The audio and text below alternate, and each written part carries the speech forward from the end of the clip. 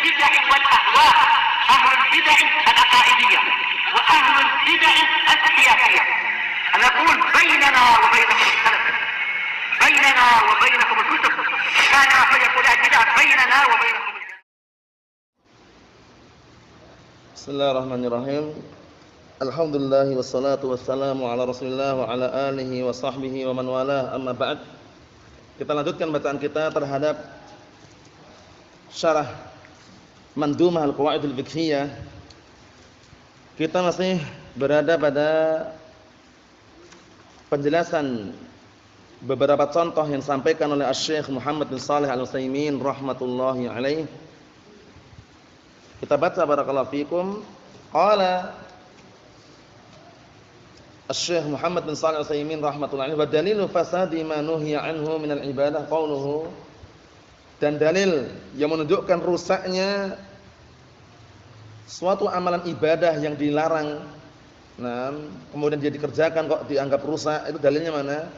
Qauluhu sallallahu alaihi wasallam adalah sabda Rasulullah sallallahu alaihi wasallam, man amila amalan laisa alaihi amruna fa huwa raddun. Akhrajahu Muslimun min hadits Aisyah ay mardudun. Raddun maknanya mardudun, tertolak. Jadi barang siapa yang beramal dengan suatu amalan yang tidak ada perintahnya dari kami, maka amalan tersebut apa? Raddun ay mardudun, tertolak amalannya. Ini dalil yang sangat akurat bahwasanya ibadah itu dibangun di atas apa? Al-Qur'an dan As-Sunnah. Al-ibadatu tauqifiyatun. Ibadah itu tauqifiyah, terhenti di atas dalil. Buktinya ini. Siapa saja melakukan amalan-amalan yang tidak ada perintahnya, syariatnya dari Rasulullah, maka amalan tersebut tertolak. Contohnya tahlilan. Nah, dia baca tahlilan kalimat la ilaha illallah, sedekah memang. Cuman ketika dia melakukan ritual tahlilan tadi itu dengan cara-cara yang tidak syar'i, seperti membaca la ilaha illallah berapa kali? 5.000 kali misalkan, itu mardud. Tertolak karena enggak ada dalilnya. Kita lihat. Wa amma dalil aqli ala fasadi, itu yang benar fasad, itu keliru. Yang benar fasadi. Wa amma dalilu al-aqli ala fasadi ma nuhiya anhu, adapun dalil secara akal yang menunjukkan rusaknya ibadah kalau dikerjakan dikarenakan dilarang tadi itu, annama naha syari' anhu innama qasada minal abdi an yatajannabahu wa la yaf'aluhu. Ini dalil secara akal bahwasanya rusaknya amalan-amalan perkara yang dilarang kalau dikerjakan, maksudnya enggak dianggap sah itu, ditolak. Dikarenakan apa? Bahwasanya syariat ini melarang. Nah, itu tujuannya apa? Tujuannya hamba tersebut agar menjauhinya dan tidak mengerjakannya. Itu syariat. Jadi syariat ketika melarang tujuannya apa? Agar hamba tidak mengerjakannya dan menjauhinya. Nah, fa idza sahhahnahu, apabila kita membenarkannya, fa hadza iqrarun lah. Berarti ini bentuk apa? Iqrarun lah, yaitu menyetujui atau barakallahu fikum, menyetujui perbuatan tersebut. Wal iqraru 'alal haram haram. Sedangkan menyetujui perbuatannya haram itu haram juga. Maksudnya ya. Nah, bal wa yakunu mudadan lillahi azza wa jalla wa li rasulihi sallallahu alaihi wasallam. Bahkan menyetujui sesuatu yang haram, sepakat, setuju menetapkan sesuatu yang haram, itu adalah bentuk apa? Perlawanan terhadap Allah dan Rasulnya. Paham ya? Bertentangan terhadap Allah dan Rasulnya. Li'anna man nuhiya anhu syar'an fal matlub adamuh. Ini penting sekali ya. Dikarenakan seluruh amalan yang dilarang secara syariat, maka itu harus ditiadakan. Paham belum? Jadi kalau ada amalan dilarang oleh syariat, itu harus ditiadakan. La tusallu ilal kubur. Jangan kalian salat menghadap kuburan. Lah kok malah salat menghadap kuburan misalkan? Batal enggak salatnya? Batal. Dan kemudian salatnya tidak sah. Karena apa? Larangannya kembali kepada zat amalan itu sendiri. Sudah kita lewatin intinya ya. Jangan sampai gagal paham. Kita lihat. Fa idza qudira anna ansahnahu fa hadza ya'ni isbatahu wa isbatuhu mudawaatan lillahi wa rasulih. Taruhlah seandainya kita membenarkan perbuatan tersebut, mengerjakan perbuatan tersebut kita katakan benar, antum kerjaannya sahih, tahlilanmu benar, walaupun 5.000 kali, kita benarkan itu aja. Itu berarti seakan-akan kita apa? Menyetujui perkara yang haram itu loh. Paham belum? Jadi misalkan ada orang datang ke antum, Pak, apa hukumnya membaca kalimat tahlil la ilaha illallah dalam sehari semalam 5.000 kali misalkan. Paham ya? Antum bilang enggak masalah. Itu benar, diterima amalannya. Nah, ucapan antum itu seperti ini, walaupun antum enggak mengerjakannya, walaupun kalian enggak mengerjakannya, dianggap menyetujui perbuatannya haram itu loh. Paham belum? Nah, menyetujui perkara yang haram, haram atau enggak? Haram. Kita lihat di sini. Kata beliau, kalaulah seandainya ditakdirkan kita membenarkan perbuatan tadi, maka ini adalah apa? Kata beliau, membenarkan maksudnya isbatah, menetapkan itu diperbolehkan. Wa isbatuhu mudhatatan lillahi wa rasulih. Sedangkan menetapkan perbuatan tersebut diperbolehkan dan dianggap sah, dia hanya menetapkan saja ya. Itu dianggap apa? Nah, berseberangan atau bertentangan dengan Allah dan Rasulnya. Apa maksudnya ya? Melawan gitu istilahnya, memusuhi Allah dan Rasulnya. Itu dalil secara akal. Berikutnya, wa dalilu aqlin, wa dalilun aqliyun akhar. Dalil secara akal yang lainnya. Annahu lamma naha syari'u anhu, itu benar naha itu yang benar ya. Annahu lamma naha syari'u anhu alimna annahu la yardah. Bahwasanya tatkala syariat itu melarang dari perbuatan tersebut, kita tahu bahwasanya syariat enggak meridainya, ya enggak? Kalau seandainya syariat itu meridainya, niscaya tidak melarangnya. Paham belum ini? Jadi kalau syariat kok melarang itu berarti menunjukkan syariat itu tidak ridha gitu loh. Kita lihat. Wa ma yardahu, adapun kata beliau, dan seluruh apa-apa yang syariat tidak meridainya, falaisa maqbulan indah, berarti tidak diterima di sisinya. Qala Allah Ta'ala, Allah Ta'ala berfirman, in takfuru fa innallaha ghaniyyun 'ankum wa la yardha li 'ibadihi al-kufr wa in tashkuru yardahu lakum. Jika kalian kufur, maka sesungguhnya Allah Ta'ala itu tidak butuh kepada kalian, dan Allah Ta'ala tidak meridai kekufuran terhadap hamba-hambanya. Wa in tashkuru, namun jika kalian bersyukur, yardahu lakum, niscaya Allah Ta'ala akan meridai kalian. Paham belum nih?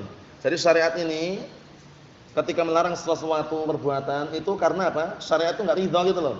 Oleh karena itu kalau kita melakukan perbuatan dilarang tersebut, berarti kita melakukan perkara yang tidak diridhai oleh syariat. Mahum insyaallah? Kita lihat di sini.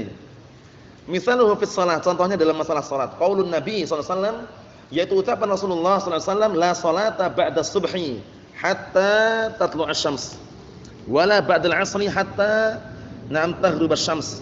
Artinya apa? Jangan salat setelah subuh, ini ingat-ingat, jangan salat setelah subuh sampai matahari terbit, dan jangan salat setelah asar sampai matahari terbenam. Ini kalau tanpa sebab. Paham belum? Antum menyengaja misalkan habis subuh langsung menyengaja Allahu Akbar salat sunnah, ba'diyah misalkan, boleh atau enggak? Boleh atau enggak? Enggak boleh. Sampai nunggu matahari terbit. Itu pun enggak langsung ketika terbit antum salat, tapi nunggu kurang lebihnya setinggi tombak. Itulah awal waktu salat duha atau salat syuruk, artinya sama, salat syuruk, salat duha, enggak usah bingung. Paham ya? Salat duha, salat syuruk itu sama. Nah, karena waktunya ya syuruk tadi itu ketika matahari sudah meninggi setinggi berapa tadi? Tombak. Apa maksudnya ya? Diperkirakan sendiri. Nah, barakallahu fikum. Tapi ketika awal kali muncul terbit enggak boleh salat. Karena apa? Termasuk waktu yang dilarang. Mahum insyaallah. Naam.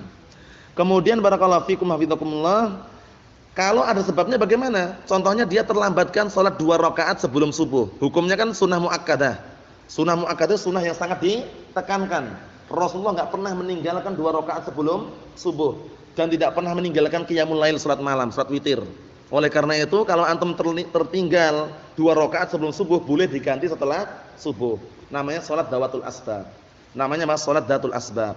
Salat yang memiliki sebab. Apa maksudnya? Yang dilarang itu bagaimana yang dilarang? Yang dilarang itu kalau menyengaja, enggak ada sebab sama sekali.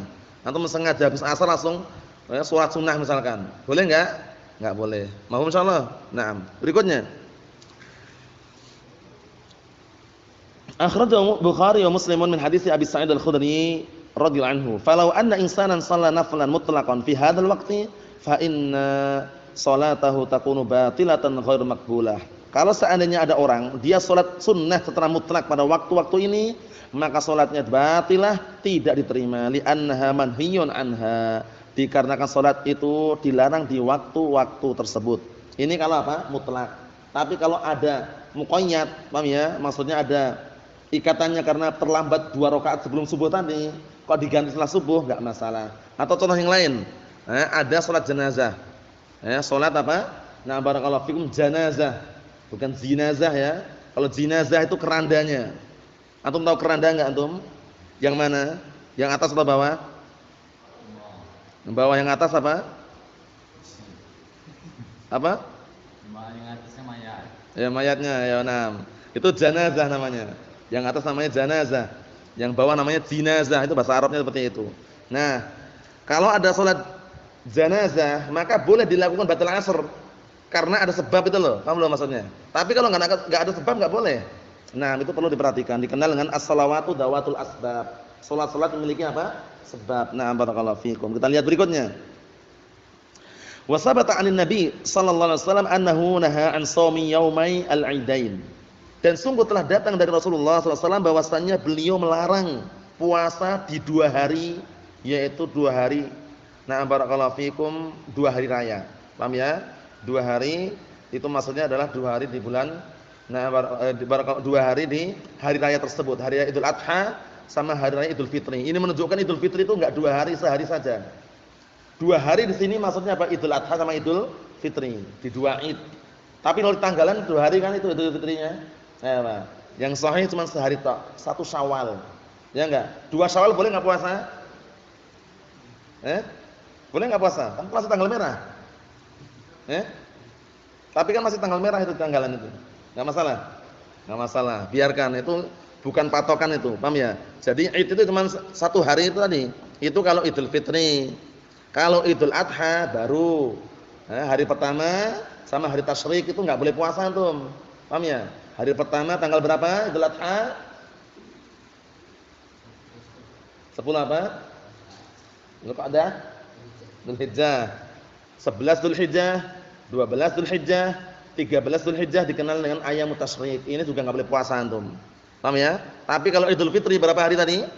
Sehari saja. 2 Syawal langsung antum mulai Syawal itu enggak masalah. Mau salah ya? Naam. Kita lihat sini. Min hadithi Umar bin Khattab radhiyallahu anhu, "Falau shama insanun yauma Idul Fitr aw yauma Idul Adha." Kalau seandainya ada orang puasa, nah barakallahu fikum, yaitu di hari Idul Fitri atau di hari Idul Adha, fasauhumuhu batilun. Puasanya batil. Puasanya tidak sah. Nah barakallahu fikum, kita lihat berikutnya. Li'annahu fa'ala ibadatan manhiyan anha, dikarenakan dia melakukan apa? Ibadah yang dilarang. Paham belum ini? Abdullah. Karena dia melakukan ibadah apa? Yang dilarang. Nah, kita lihat di sini. Wa kadzalika law shamatil mar'atu wa hiya haidun fa shaumuha batilun. Seperti itu pula kalau seandainya ada perempuan kok dia puasa dalam keadaan haid, itu apa hukumnya? Batil puasanya. Walaupun mampu dia. Orang haid itu kan bisa dikatakan enggak sakit badannya. Oleh karena itu kalau dia puasa pun enggak boleh karena haram. Apa maksudnya ya? Nah, barakallahu fikum. Jadi jangan sampai antum enggak paham masalah ini. Karena fikih-fikih perempuan seperti ini yang mengetahui terkadang bukan hanya apa? Tidak hanya perempuan saja, laki-laki. Imam Nawawi barakallahu fikum, beliau itu kalau bahas masalah fikih, Masya Allah, padahal beliau belum menikah. Dan beliau juga tidak punya anak. Tapi kalau bahas masalah fikhun nisa, masalah perempuan itu Masya Allah, detail dan juga bagus pembahasannya. Nah, menunjukkan bahwasanya apa? Terkadang perempuan saja yang melakukan barakallahu fikum tragedi ini pun kadang enggak paham. Ini darah apa? Darah haid atau darah nifas. Jadi perlu diperhatikan baik-baik. Nah, barakallahu fikum. Biasanya normalnya darah haid itu 1 pekan, normalnya. Paham ya? Ada yang terkadang tidak normal itu 3 hari suci kemudian nanti haid lagi. Kalau nifas normalnya 40 hari. Nifas itu darah yang keluar dalam keadaan apa? Ketika melahirkan. Itu darah nifas, itu normalnya 40 hari. Tapi ada juga yang suci sebelum 40 hari, ada yang suci setelah 40 hari, macam-macam, kembali ke normalnya tadi itu. Mohon salah ya. Nah, kalau istihadah, darah istihadah itu tetap puasa, tetap sholat. Karena darah istihadah itu darah apa? Darah karena penyakit.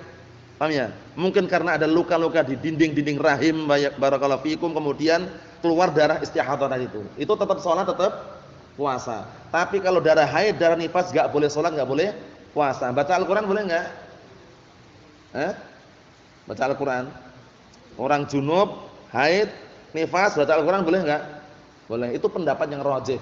Namanya Syekh Abdullah Ar-Riyani wafaqahullah, beliau punya artikel yang sangat ringkas dan padat, bagus sekali. Hujjah-hujjahnya disebutkan semuanya, bantah pendapat yang mengatakan orang yang junub atau haid atau nifas enggak boleh megang Al-Qur'an, enggak boleh baca Al-Qur'an, enggak boleh masuk masjid. Dibantah di situ dengan bantahan yang sangat apa? Bagus sekali. Nah, barakallahu fiikum, mana lupa judulnya itu, teman lafadznya kalau enggak salah al-faid. Al-faid punya antum ya? Al-faid itu bagus sekali. Itu bahas masalah apa? Hukum megang mushaf bagi wanita yang lagi haid atau nifas atau yang semisalnya. Hukumnya boleh. Walaupun jumhur mengatakan enggak boleh. Jumhur itu pendapat mayoritas para ulama enggak boleh, tapi pendapat yang rajih ternyata jumhur menggunakan hadis yang fihi kalam. Hadisnya dibicarakan tentang kesahihannya, sehingga yang rajih diperbolehkan. Karena alasan-alasan yang sangat banyak sekali, di antaranya kalau orang nifas enggak boleh baca Al-Qur'an, dia hafalnya hafizah, hafal Al-Qur'an kira-kira 40 hari. Lupa enggak kira-kira? Enggak boleh baca Al-Qur'an, enggak boleh megang mushaf, paham ya? Itu di antaranya. Orang haid juga sama aja. Kesimpulannya boleh. Paham ya? Karena dalilnya banyak sekali, di antaranya apa? Nah, barakallahu fikum, seorang wanita yang saat itu menjadi apa? Tukang bersih-bersih masjid zaman Rasulullah. Nah, itu menunjukkan apa? Tidak menutup kemungkinan perempuan tersebut kan mengalami haid juga, diperbolehkan masuk masjid. Ya enggak? Nah, menunjukkan bahwasanya pendapat yang rajih boleh-boleh saja. Mahfum insyaallah. Naam, ini juga dikuatkan oleh Syekh Muhammad bin Hizam waffaqahullah. Naam. Berikutnya, wa qala Nabi sallallahu alaihi wasallam lil musii' fi shalatih, dan Rasulullah juga berkata kepada orang yang jelek di dalam salatnya, irji' fa shalli fa innaka lam tusalli. Ulangilah, kembalilah kamu, salatlah lagi karena sesungguhnya kamu itu belum salat. Salatnya enggak dianggap karena salatnya main-main tadi itu. Salatnya apa? Istilahnya barakallahu fikum, tidak ada tumakninah di situ. Akhrajal Bukhari wa Muslimun min hadis Abi Hurairah radhiyallahu anhu. Wa qala lil ladzi shalla khalfas shaf munfaridan. Ini perhatian baik-baik ini. Ini kadang orang gagal paham ini ya.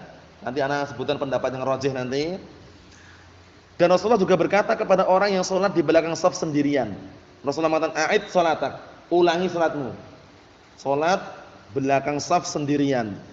Pendapat yang rajih, larangan tersebut kalau tidak memungkinkan di shaf yang depan. Paham belum? Shaf depan sudah penuh, shaf depan masih longgar, dia menyengaja salat di belakang shaf, itu haram. Salatnya batilah. Paham ya maksudnya ya? Tapi kalau shafnya sudah penuh, itu justru enggak ada dalilnya antum narik orang dari depan.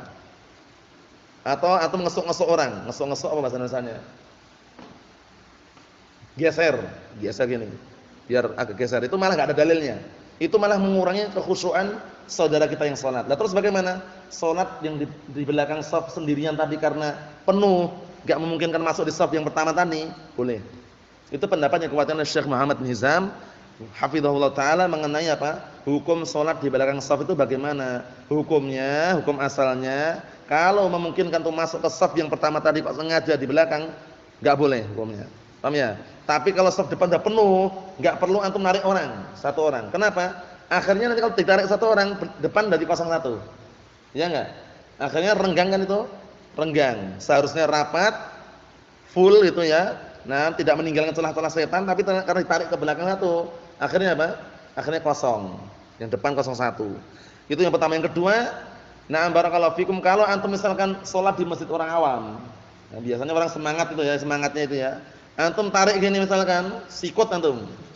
Gini kan. Paham ya? Atau antum misalkan posisinya apa? Mau masuk ke shaf ini masih ada. Antum gini kan geser-geser, marah mereka. Jadi kembalinya dalil kata yang dia pakai adalah fattaqullaha masata'tum. Bertakwalah semampunya. Jadi ingat-ingat ya, larangannya ini kalau menyengaja salat di belakang shaf sendirian padahal masih kosong shaf depannya. Jadi ana upayakan kalau antum melihat seperti ini, shaf seperti ini, jangan antum apa? Memilih karpetnya saja. Kalau bagian ujung ternyata masih separuh karpet, separuh keramik, granit itu, barakallahu fikum, salat kalau masih muat. Jangan langsung di belakang situ. Karena anda jumpai berkali-kali itu ya. Upayakan jangan hanya milik karpetnya saja. Tapi apa? Penuh atau belum shafnya itu. Atimus shafal awal fal awal. Sempurnakanlah shaf yang pertama, kemudian yang berikutnya. Sempurnakan dulu, full. La tad'u furujatil syaitan. Jangan meninggalkan celah-celah setan. Jadi kalau rapatnya ini enggak harus diginikan kakinya. Lurus. Intinya ini bersentuhan dengan sebelahnya. Paham ya? Enggak, sebagian orang kan ekstrim. Wow, miring gini. Jadi ininya ditempelkan apa ini? Mata kakinya tempelkan sampai benar-benar suratnya bagaimana itu ya? Wah, ini pun pundaknya ditempelkan gini. Ini kurang tepat. Nah, barakallahu fikum, termasuk apa terlalu hulu, berlebihan. Santai aja. Antum perkirakan sejajar sudah selesai. Yang kaki tadi memang lurus, itu memang lurus yang syariatkan. Paham ya? Lurus. Tapi kalau antum yang antum luruskan dari jemarinya, ana yakin enggak setiap orang sama. Tapi yang antum luruskan tuh mata kakinya. Al-ka'ab bil-ka'ab ya enggak? Mata kaki dengan mata kaki bukan ujung jari. Tapi sebagian ikhwah itu yang paham ujung jari yang di ujung jari ini yang dianggap rata. Padahal mata kakinya ada yang di belakang, ada di depan ya enggak? Karena kaki orang kan macam-macam, yang panjang, yang pendek ya enggak? Nah, barakallahu fikum ada juga yang tidak punya mata kaki, mungkin karena sakit dioperasi itu ya. Allahu musta'an. Yang jelas barakallahu fikum diupayakan semaksimal mungkin jadi ukuran ini al-ka'ab bil-ka'ab wal manqib bil manqib.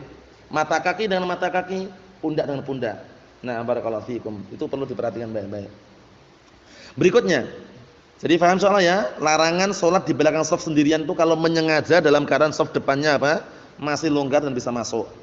Min hadits Wabisah, hadisnya riwayat Abu Dawud, hadits Wabisah, wa shahahu Al-Albani fil Irwa, amara bi i'adatis shalah, itu yang benar bi i'adat itu hamzahnya terbalik itu. Yang benar hamzah di bawah ya. Rasulullah merintahkan untuk mengulangi salat li'annahu waqafa fi makanin manhiyyin 'anil wuquf fi. Dikarenakan dia berdiri di suatu tempat yang dilarang dia berdiri di situ. Paham maksudnya? Jadi enggak perlu antum narik orang ya. Nah, barakallahu fikum. Dulu sebelum mana paham masalah ini juga yang diamalkan orang-orang terdahulu seperti tarik ini. Nah, akhirnya yang depan apa? 01. Ya enggak? Jadi kalau kita malah mengurangi apa? Mengurangi yang sudah sempurna shafnya kita kurangi. Nah, caranya bagaimana? Semampunya di belakang sudah. Kalau seandainya mampu nunggu yang lainnya enggak terlambat salatnya nunggu di belakang itu. Tapi kalau khawatir terlambat langsung aja salat sendirian.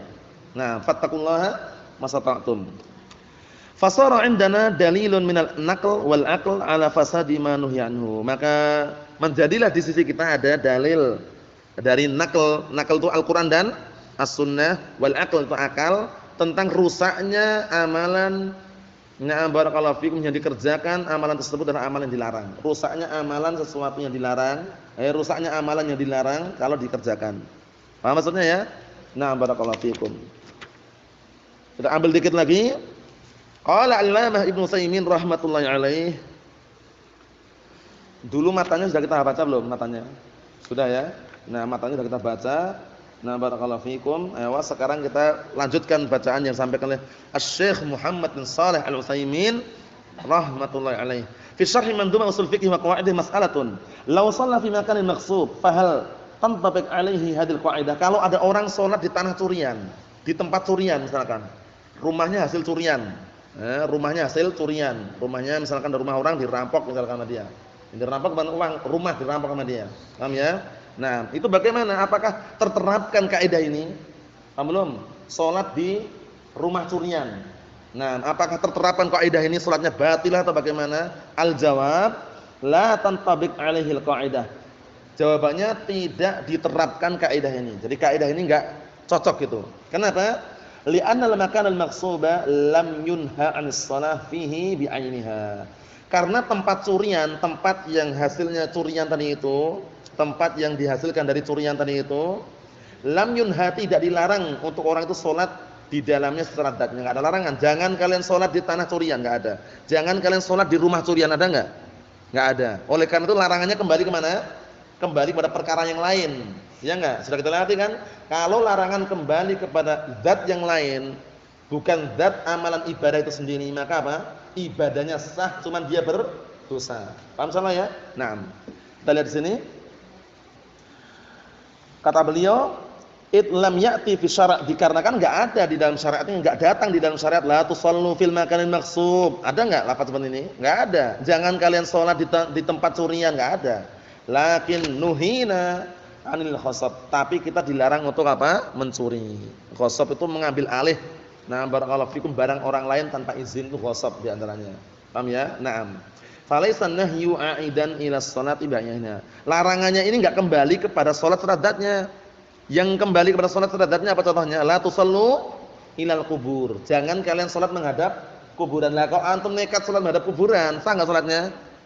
Salatnya sah enggak? Enggak sah, batilah salatnya. Kenapa? Karena larangannya kembali pada zat amalan. Ingat enggak antum rinciannya? Ingat ya? Dua, yang ingat yang rinciannya dua ya. Dilihat larangannya. Larangannya kembali ke mana larangannya? Kalau larangan itu kembali kepada zat, nah barakallahu fikum, amalan yang dia lakukan berarti amalannya batilah. Tapi kalau larangannya kembali kepada perkara yang lain, bukan kembali pada zat amalan tersebut, maka amalannya sah, cuma dia berdosa. Paham ya? Dia berdosa karena melakukan perbuatan dosa tadi itu. Kita lihat di sini. Wa kadzalika law tawadda'a bima'in maghsub sahha wudhu'uhu 'ala al-qaul ar-rajih li'annana lam nunha 'anil wudhu' bil ma'il maghsub wa innama nuhina 'anil ghasabil ma'. Ini perhatikan baik ini. Seperti itu pula orang yang wudhu dengan air curian. Mau wudhu airnya nyuri dulu. Paham ya? Masuk supermarket ngambil air aqua misalkan. Contoh aja. Nah, barakallahu fikum karena airnya di rumah habis, masuk ke supermarket langsung ngambil apa? Aqua. 1 galon misalkan dicuri sama dia. Nah, hukumnya apa dia wudhu dengan air curian tadi? Hukumnya berdasarkan pendapat yang kuat hukumnya sah wudhunya. Cuman dia berdosa karena mencuri. Paham belum? Ya, na'am. Li'annana lam nunha 'anil wudhu' bil ma'il maghsub. Karena kita enggak dilarang wudhu dengan air curian itu enggak dilarang, enggak ada larangan jangan kalian wudhu dengan air curian, ada enggak? Enggak ada. Wa inna manuhina 'anil ghasabil ma'. Tapi kita dilarang untuk apa? Mengambil air orang lain tanpa seizinnya. Paham ya maksudnya? Mencuri maksudnya. Lah kalau barakallahu fikum antum wudu di masjid-masjid itu apa pernah izin antum? Padahal air orang lain bukan itu. Air orang lain berarti termasuk ghasab juga. Antum kalau wudu di masjid-masjid umum itu enggak pernah izin kan airnya? Berarti gimana itu? Dosa enggak? Alhamdulillah. Gimana? Wakaf lillah. Itu seringnya dan kita maksudkan walaupun dia enggak melafazkan wakaf lillah, kalau masjid itu wakaf lillah sudah. Semuanya perlengkapannya itu mulai dari airnya atau semisalnya karena apa? Karena masuk dalam kategori perlengkapan masjid. Nah, jadi wa annal masajid lillahi fala tad'u ma'allahi ahada. Masjid-masjid itu milik Allah. Jadi kalau bangun masjid jangan untuk pribadi tapi upayakan wakaf lillah subhanahu wa ta'ala. Na'am barakallahu fikum. Kita lihat di sini. Fal qaulur rajih fi sholati fil maqal maghsub aw al wudu' bil maghsub aw libas as-thawb al maghsub fi shalah an al ibadata sahihatun. Ini penting nih. Kalau antum perlu garis-garis itu intinya itu. Itu intinya. Punya antum kelihatan punya antum? Itu intinya itu. Nah, kata beliau fal qaulur rajih maka pendapat yang kuat fi sholati fil maqal maghsub, salat di tempat curian atau wudu dengan air curian atau berpakaian dengan pakaian curian di dalam salat itu apa hukumnya? Ibadahnya sah-sah saja, cuman dia berdosa. Apa maksudnya ya? Itu perlu antum perhatikan baik-baik. Antum belajar fikih usul fikih ini mesti dimanapun atau qawaidul fiqhiyah ini dijumpai seperti ini. Kitab yang setelahnya nanti yang paling tinggi misalkan Al-Mudzakkirah itu pun juga mirip seperti ini pembahasan, cuman agak susah karena menggunakan bahasa ahlul kalam, ahlul mantiq. Nah, kita lihat sini mas'alatun law wajada insanun ma'an maghsuban fa hal yatayammam aw yatawadda minhu. Ayo sekarang perhatikan ini. Kalau ada orang menjumpai air tapi air curian. Tapi airnya air curian. Nah, dia wudu dengan air curian itu atau enggak usah wudu tapi tayammum gitu loh. Dia nyari-nyari air bingung, enggak ada. Mana ini enggak ada air sama sekali lagi musim paceklik kemarau panjang misalkan. Ternyata di depannya ada air tapi air curian. Kira-kira dia mending milih wudu dengan air curian tersebut atau tayammum? Nah, kita lihat jawabannya. Al-jawab yatayammam wala yatawadda bihi, ya enggak? Jawabannya apa? Tayammum dan dia tidak boleh wudu dengan air curian tadi. Paham maksudnya? Jadi jangan antum nekat, wah ini darurat ini. Darurat itu diperbolehkan, tapi bukan mencurinya tadi, paham ya? Nah, ini kan air curian ini. Dan ada syariat yang lain kan, yaitu tayammum cuma air sama sekali. Kita lihat. Wa amma qauluhu falam tajidu ma'an. Adapun firman Allah Ta'ala dan maka apabila kalian tidak menjumpai air fahadal ma' laisa milkan lahu fahuwa kal ma'dum. Maka air di sini walaupun ada tapi bukan milik dia. Oleh karena itu dihukumnya apa? Seakan-akan enggak ada air. Paham maksudnya ya? Nah, barakallahu fikum. Kalau misalkan sekarang seperti ini. Antum lagi melakukan rihlah perjalanan jauh, safar gitu. Di tengah perjalanan misalkan benar-benar enggak ada air sama sekali. Enggak ada air sama sekali. Kemudian adanya di supermarket, Alfamart misalkan atau Indomart misalkan. Ini contoh aja ya. Dan itu pun harus beli. Harus beli. Dia mau salat zuhur harus wudu. Di masjid-masjid sekitar situ lagi kosong. Paham ya? Airnya habis karena paceklik panjang tadi. Di supermarket banyak yang jual. Antum mau beli pun enggak punya uang. Haus juga posisinya. Antum di situ. Nah, barakallahu fikum, langkah yang antum lakukan apa? Mencuri, merampok atau minta? Mencuri, merampok atau minta. Posisi sangat-sangat darurat ini ya. Darurat, enggak ada air sama sekali, paceklik panjang, sekitarnya enggak ada air, datang waktu apa? Zuhur. Mau beli air untuk wudu juga enggak ada. Posisi haus sekali juga, haus ini. Antum masuk ke supermarket Alfamart tadi itu atau Indomaret misalkan, antum mencuri, begal, ngerampok atau minta. Mana yang dilakukan kira-kira ini? Minta. Kalau minta ada syariatnya, kalau benar terpaksa ada. Tapi kalau mencuri jangan. Lebih baik dia minta, dikasih atau enggak dikasih minta di situ. Paham ya? Karena posisinya darurat sekali. Tapi kalau antum mencuri, resikonya besar. Walaupun antum dapat banyak nanti digebukin orang di situ. Allahu musta'an. Jadi perlu diperhatikan baik-baik. Itu yang sudah kita baca.